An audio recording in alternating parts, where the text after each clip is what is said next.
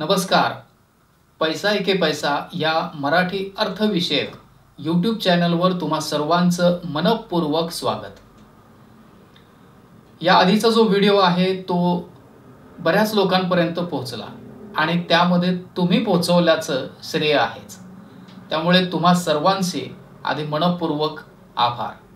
विषय त्या व्हिडिओचा असा होता की 1 जानेवारी 2026 यानंतर तुम्ही तुमच्या कर्जाचं प्रीपेमेंट करत असाल तर तुम्हाला ते प्रीपेमेंट चार्जेस म्हणजे त्यामध्ये पार्ट पेमेंट करा किंवा फोरक्लोजर करा हे चार्जेस देण्याची गरज नाही. तर त्या विषयाला अनुसरून अनेक प्रश्न त्या व्हिडिओच्या खाली आले. कमेंटमध्ये बरेच प्रश्न आले आणि त्या प्रश्नांची उत्तरं देण्यासाठी मला आता आज हा खास व्हिडिओ बनवावा लागलाय. पण आनंदाची गोष्ट अशी आहे की काही वेगळे विषय सुद्धा आहेत, काही अडचणींचे विषय आहेत की ज्याच्यावर खरंच आपण विचार केला पाहिजे. त्यामुळे हा व्हिडिओ अगदी शेवटपर्यंत नक्की बघा. याचं कारण असं आहे की त्या व्हिडिओमध्ये जी मी माहिती दिली आहे ती जवळपास पूर्ण माहिती दिली, पण तरीसुद्धा काही प्रश्न असे आहेत की ज्या प्रश्नामध्ये आपली सुद्धा एखादी अडचण लपली आहे की काय, आपलं सुद्धा कर्ज याच्यामुळे आपण फेडू शकत नाहीये की काय, अशी उत्तरं मिळण्याची शक्यता आहे. त्यामुळे माझी विनंती आहे की हा व्हिडिओ नक्की बघा आणि दरवेळी तुम्हाला मी रिक्वेस्ट करतोच की प्रश्न उत्तरांचा जो व्हिडिओ असेल तो तर नक्की बघत चला, कारण वेगवेगळ्या व्हरायटीज ऑफ क्वेश्चन्स तुम्हाला आणि वेगवेगळ्या व्हरायटीज ऑफ आन्सर्स मिळतील. त्यावेळी आणखीन आपल्या ज्ञानामध्ये थोडंसं का होईना आपल्या भरच पडू शकते. म्हणून हा व्हिडिओ सुद्धा नक्की शेवटपर्यंत बघा ही विनंती. तर जास्त वेळ न घेता आणि फार मोठी इंट्रोडक्शन न घेता डायरेक्ट प्रश्नांकडे जाऊया. तर पहिला प्रश्न आहे दीपक झवेरी यांनी विचारलेला घेतोय. तर दीपक विचारतायत, सर मी हाऊसिंग लोन घेऊन 12 वर्ष झाले. 21 लाखाचे होम लोन घेतले होते आणि लॉकडाऊनच्या आधीचे ते आहे. मी थोडे थोडे करून 16 लाख फेडले, पण बिझनेस लॉस झाल्यामुळे मी आता हप्ता भरू शकत नाही. म्हणून बँकेला ईमेल पाठवला की आता जे काही 8 लाख व्याजापायी वाढत आहेत तर ते स्टॉप करून 4 लाख एकदम भरतो इतर नातेवाईकांकडून. तर त्यांचा ईमेल आला की 10 दिवसात कळवतो. तर सर हे बरोबर आहे का? बँक ऐकेल का? प्लीज कळवावे, मेहरबानी होईल, कारण घरात रोजचे अन्न गोड लागत नाही. बँकेची माणसं ही घरात येत आहेत, त्यामुळे घरात क्लेश वाढत आहे. दीपकजी, अगदी मन मोकळेपणाने तुमचा विषय मांडला, तुमचा प्रश्न विचारला, यासाठी मी तुमचे आभार मानतो. आणि तुमच्यावरती जी काही आता सध्या परिस्थिती ओढवते आहे, तुम्ही ज्या परिस्थितीला फेस करत आहात त्यासाठी संवेदनाही व्यक्त करतो. पण तुम्ही जो निर्णय घेत आहात की मी आता 8 लाख रुपये व्याजापायी वाढत आहेत तर मी नातेवाईकांकडून का होईना मी आता 4 लाख रुपये जमा करतो आणि ते भरतो, तर ते चालेल का असं तुमचं म्हणणं आहे. तर हे बघा, एकूण तुमचं आता जवळजवळ लोन तुम्ही 16 लाख रुपये फेडलेलं आहे असं म्हणताय. म्हणजे जे काही तुमचं हाऊसिंग लोन आहे त्यामध्ये तुमचं 8 लाख आहे, त्यामध्ये तुम्ही आता सेटलमेंट करताय असं तुम्हाला जाणवतंय. सेटलमेंट करावं अशी तुमची इच्छा आहे. जे 8 लाख उरत आहेत ते तुम्ही 4 लाखामध्ये सेटलमेंट करायचं असं तुमचा विषय चालू आहे. तर कसं आहे, हाऊसिंग लोन जे आहे ते हाऊसिंग लोन एक सेक्युअर्ड लोन असतं. सेक्युअर्ड लोन म्हणजे काय की जर तुम्ही कर्ज फेडू शकत नसाल आणि तुमचे हप्ते बाउन्स होऊन तुम्ही डिफॉल्ट या कॅटेगरीमध्ये जाता, त्यावेळी बँक काय करते, त्या घरावर जप्ती आणायची तुम्हाला नोटीस देते, त्या घराचं ऑक्शन करण्याची सुद्धा नोटीस देते. ह्या प्रोसेस पुढच्या आहेत, त्या लगेचच्या लगेच म्हणजे घडत नसतात, घाबरू नका. त्यालाही कायदेशीर आधार बँकेला द्यावा लागतो आणि तुम्ही सुद्धा लढू शकता. त्यामुळे अगदी ह्या विषयावर अगदी इतकं काही घाबरण्याची गरज नाही. परंतु तुम्ही ईमेल तरी केला आहे ही खूप मोठी जमेची बाजू. आता 10 दिवसात ते कळवतो म्हटले आहेत, त्याप्रमाणे आता स्वतः तुम्ही एकदा जा आणि त्या बँक मॅनेजरशी भेटा.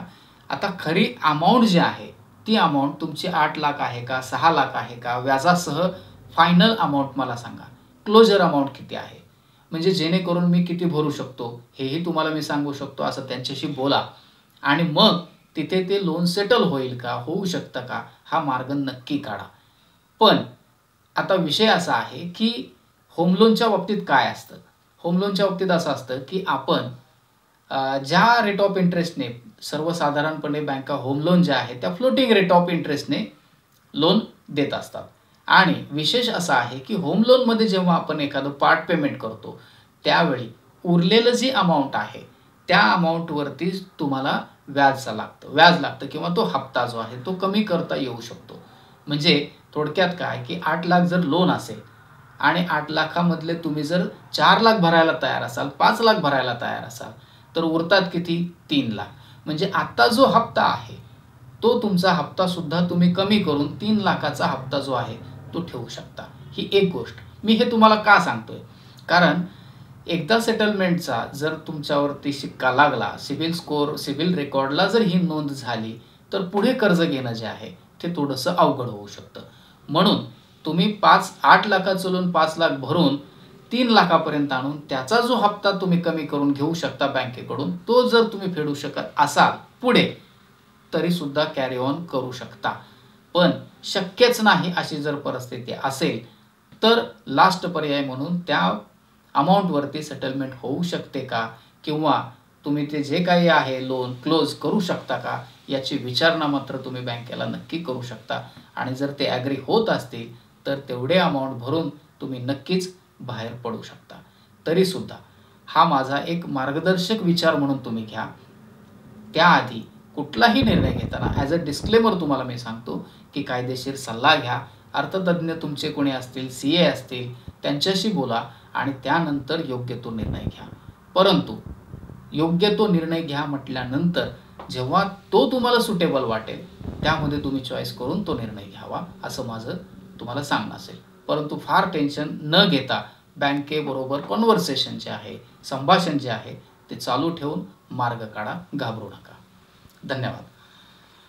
आता त्यानंतरचा पुढचा प्रश्न आहे तो रुपाली क्षीरसागर यांनी विचारला आहे.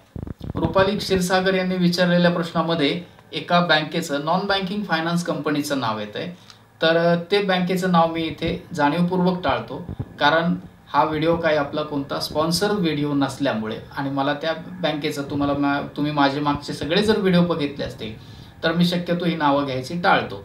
कारण त्यामुळे त्या बँकेबद्दल किंवा त्या कंपनीबद्दल कोणताही एक ग्रह जो आहे तो तयार होऊ नये आपल्या व्हिडिओमार्फत, म्हणून ते टाळतो. तर त्यासाठी मी एक लेटर वापरेन, तुम्हाला ते लक्षात येईलच. तर रुपाली क्षीरसागर यांनी विचारलंय की NBFC मीन्स बी फायनान्स चालेल का? बी फायनान्स म्हणजे बीमध्ये त्या कंपनीचं नाव पुढे आहे, तुम्हाला ते चांगली कंपनी माहिती आहे. तर त्यांचं म्हणणं असं आहे की लोन घेतलंय त्यांनी या बी फायनान्स कंपनीकडून. ही एक नॉन बँकिंग फायनान्स कंपनी आहे, फार फेमस आहे. बऱ्याच कंझ्युमर लोनसाठी तर खूपच फेमस ती कंपनी आहे.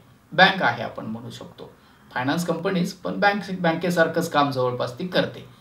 तर त्याचं लोन चालेल का? मग असं आहे की मागच्या व्हिडिओमध्ये मी सांगितलं की RBIने जे सर्क्युलर काढलं ते सगळ्या बँकांना, सरकारी असो, खाजगी असो किंवा नॉन बँकिंग फायनान्स कंपनीज असो, त्या सगळ्यांना ते सर्क्युलर बंधनकारक आहे.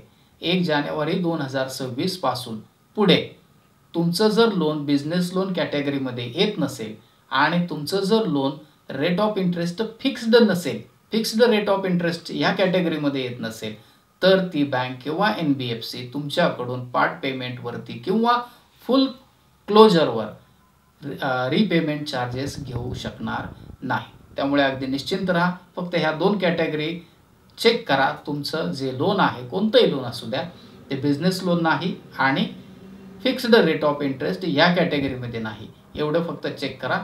तुम्हाला त्या सर्क्युलरचा त्याचा फायदा तुम्हाला नक्की घेता येऊ शकतो.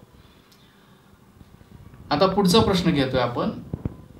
दिगंबर थोरवे यांनी विचारलाय.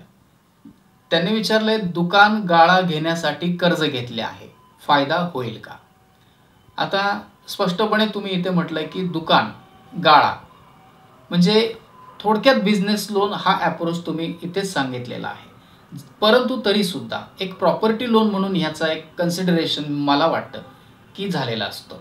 म्हणजे तुम्ही एखादं घर जरी, फ्लॅट जरी विकत घेत असाल आणि जेव्हा तुम्ही फॉर्म भरता की मी या फ्लॅटसाठी मी कर्ज घेत आहे तुमच्या बँकेकडून, त्यावेळी त्या फॉर्ममध्ये आपल्याला उल्लेख करावा लागतो की हे लोन जे आहे ते रेसिडेन्शियल फ्लॅटसाठी घेतोय की कमर्शियल पर्पजसाठी घेतोय, इन्व्हेस्टमेंट म्हणा किंवा त्याच्यामध्ये काही बिझनेस करायचे म्हणून घेत आहे.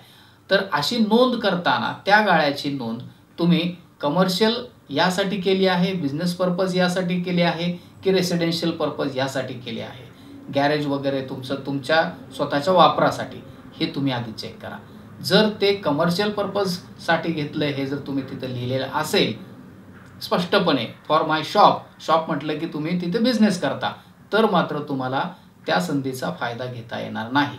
त्यामुळे जर ते शॉप असेल, बिझनेस कॅटेगरीमध्ये येत असेल, रेट ऑफ इंटरेस्ट फिक्स्ड असेल, तर 1 जानेवारी 2026च्या त्या सर्क्युलरचा फायदा करून घेता येणार नाही. तुम्ही कधीही पार्ट पेमेंट करा किंवा फुल क्लोजर करा, तुम्हाला ते प्री पेमेंट चार्जेस जे आहेत ते त्या बँकेला भरावे लागते. धन्यवाद. आता पुढचा प्रश्न विचारलाय संतोष भोगडे यांनी विचारलाय. ते विचारतायत ऑटो रिक्षा लोन चालेल का? ऑटो रिक्षा म्हणजे पुन्हा एकदा तोच विषय आला. कन्फ्युजन थोडंसं तुमचंही असू शकतं किंवा आपल्या दर्शकांचं सुद्धा होऊ शकतं की ऑटो लोन म्हणजे काय. एक प्रकारची तुम्ही रिक्षा चालवून 4 पैसे कमवणार. मग तिथे पैसे कमवता म्हणजे एक प्रकारचा छोटासा तुमचा स्टार्टअप बिझनेस असं समजू शकता. परंतु ऑटो लोन घेताना ते एक व्हेइकल लोन म्हणून तुम्हाला बँकेने दिलं असेल, व्हेइकल लोन की जे ते बिझनेस कॅटेगरीमध्ये टाकलेलं नसेल, त्यासाठी सुद्धा तुम्हाला बँकेशी नक्की बोलावं लागेल. जर बँकेने ते auto loan as a pure only vehicle loan म्हणजे माहिती आहे तुम्हाला, बाईकसाठी लोन दिलं जातं, तुमच्या गाडीसाठी लोन दिलं जातं, तर ते साधं व्हेइकल लोन असतं. तर ते व्हेइकल लोन म्हणून तुम्हाला जर दिलं असेल आणि रेट ऑफ इंटरेस्ट जर तुमचा फिक्स्ड नसेल आणि बिझनेस लोन कॅटेगरीमध्ये जर ती ऑटो तुम्हाला दिली नसेल, म्हणजे कर्ज दिलं नसेल, तर मात्र तुम्ही कोणतंही प्री पेमेंट जे आहे ते 1 जानेवारी 2026 नंतर कराल तर 100% त्याच्यावरती कुठलेही चार्जेस बँक घेणार नाही. फक्त तुम्हाला जाऊन चौकशी करावी लागेल, माझं व्हेइकल लोन आहे का, रेट ऑफ इंटरेस्ट जो आहे तो फ्लोटिंग आहे का आणि बिझनेस कॅटेगरीमध्ये नाही आहे का, बस एवढ्या 2-3 गोष्टींची चौकशी करा आणि प्री पेमेंट करू शकता. आता पुढचा प्रश्न घेतोय अंकुश गायकवाड यांनी विचारलाय. ते विचारतायत, साहेब मी कर्ज होम लोन घेतले आहे 2020 साली, पण दुर्दैवाने मी लिव्हर सायक्रॉस या आजाराने आणि तोटाही रिप्लेसमेंट करायचे आहे, पण माझ्याकडे फंड नाही, पण बँक तर माझ्या मागेच लागली आहे आणि सेटलमेंट करायला तयार नाही, तर मी काय करायचे? बॅलन्स लोन अमाऊंट 21,09,000 रुपये आहे, आपण मार्गदर्शन करावे. आता बघा अंकुश सर, तुम्ही लोन घेतलं 2020 साली आणि आज आहे 2025. तुम्ही लोन अमाऊंट किती घेतली आहे हे इथं सांगितलेलं नाही, परंतु तुम्ही बॅलन्स अमाऊंट जी सांगितली ती 21,00,000 रुपये आहे असं सांगितलंय. आणि आता तुमच्याकडे फंड नाही, तुम्ही काही आजाराने किंवा व्याधीने ग्रस्त आहात, त्यामुळे तुम्हाला आता पुढचे हप्ते सुद्धा भरणं शक्य नाही आणि बँक सेटलमेंटला तयार होत नाही असं तुमचं म्हणणं आहे. तर अंकुश सर, मला असं वाटतं, म्हणजे माझ्या माहितीनुसार मगाशीच एका प्रश्नाचं उत्तर देताना मी म्हटलं की होम लोन जे आहे ते सेक्युअर्ड लोन कॅटेगरीमध्ये येतं. म्हणजे होम एक प्रकारची सेक्युरिटी असते बँकेकडे. ज्यावेळी तुम्ही तुमचे हप्ते भरू शकत नाही किंवा लोन परतफेड करू शकत नाही, अशा वेळी ती बँक जी आहे ती काय करते, त्या प्रॉपर्टीचं ऑक्शन करते, विक्रीला काढते आणि त्या विक्रीमधून तुमच्या लोनची अमाऊंट जी आहे ती परतफेड करून घेते. पण आणि बाकी उरलेली जी आहे अमाऊंट ती तुम्हाला तुमच्या अकाउंटला ट्रान्सफर करते. हा साधा विषय जो आहे तो पूर्वापार चालत आलेला आहे. पण आता इथे विषय कसा आहे, मी तुम्हाला सल्ला म्हणून नव्हे, एक मार्गदर्शन म्हणून तुम्हाला मी सांगतो की बँक जी आहे ती जेव्हा ऑक्शनला काढते त्यावेळी त्याच्या किमती ज्या आहेत त्या मार्केट रेटप्रमाणे नसतात. ऑक्शन म्हटलं की काय, म्हणजे ऑक्शनचा अर्थच लिलाव म्हणतात, काही ठिकाणी निलाव म्हणतात. तर ह्या पद्धतीने ज्या वस्तू विकल्या जातात त्यावेळी काय होतं की जो जास्त किंमत लावेल त्याला ती वस्तू दिली जाते, विकली जाते. मग ही खाली कमीत कमी अमाऊंटपासून जास्तीकडे जात असतं.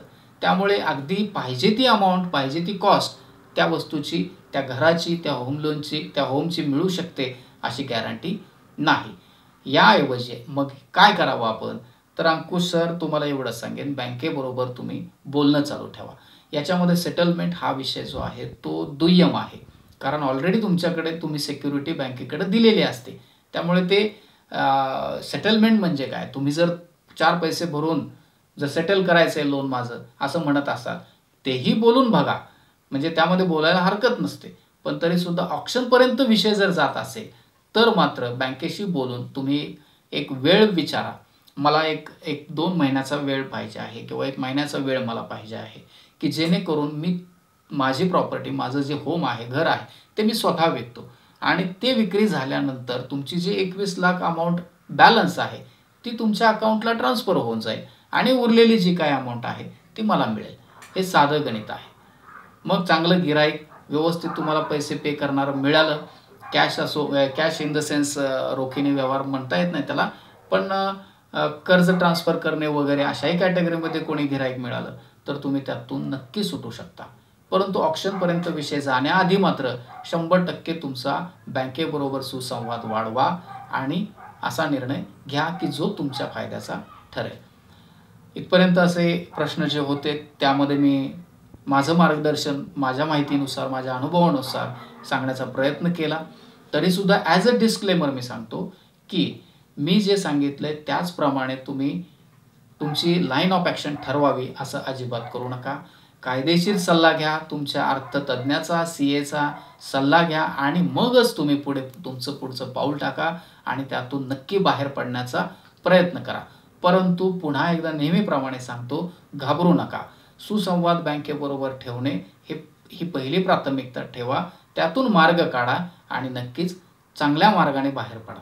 हे माझं नेहमी सांगणं असतं. त्याप्रमाणे तुमची वाटचाल जी आहे ती करा. तर मित्रांनो, याप्रमाणे असे प्रश्न जे होते ते मी घेतले आणि त्यातून आणखीन ज्यांना जे वाटलं की हे मला आवश्यक आहे माहिती करून घेणं, त्यांच्यापर्यंत मी माझे विचार जे आहे ते, मार्गदर्शन जे आहे ते पोहोचवण्याचा प्रयत्न केला. यातून तुम्हालाही जर एक व्हॅल्यू ॲड झाली असेल आणि इथपर्यंत जर तुम्ही हा व्हिडिओ बघितला असेल तर न विसरता चॅनलला सबस्क्राईब करा.